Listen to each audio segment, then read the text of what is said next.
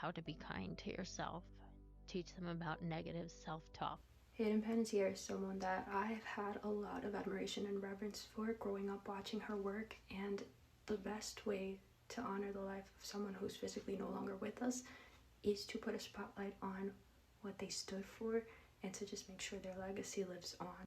In psychology, there's a concept that every human is guilty of, and it's called negativity bias. This is a survival tactic we've all used since the beginning of time. Biologically, it's put into place so that we're able to protect ourselves from any pending doom, danger, fear. So what do when we have all of these negative thoughts and no place to put them? We start to look at ourselves, be self-critical, judgmental, unkind.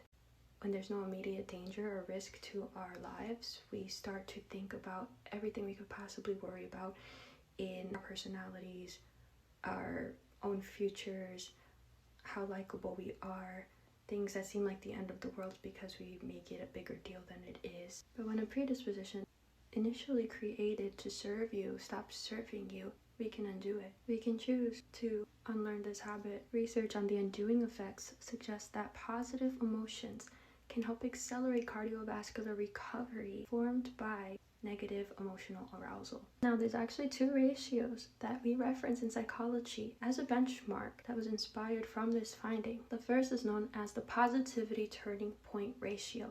This is a 3-to-1 ratio, meaning that for every 3 positive emotions that you experience and feel, you combat or undo 1 negative emotion. This is great because you're able to, on a solo level, individualistically, alter your relationship to the outside world. This is universal for all humans and their own independent experience.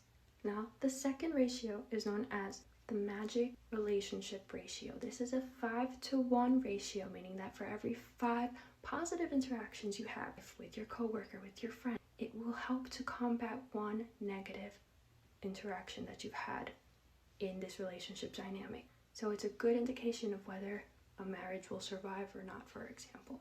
Negative self-talk is a concept that could initially seem a bit overwhelming. It may seem like, where do I even start? But when you put studies, research, and tangible action items and next steps to a concept that can just seem so daunting, it makes it a lot more hopeful, and you just want to tinker with it and you get curious about it and test it out and just try it and see if it works.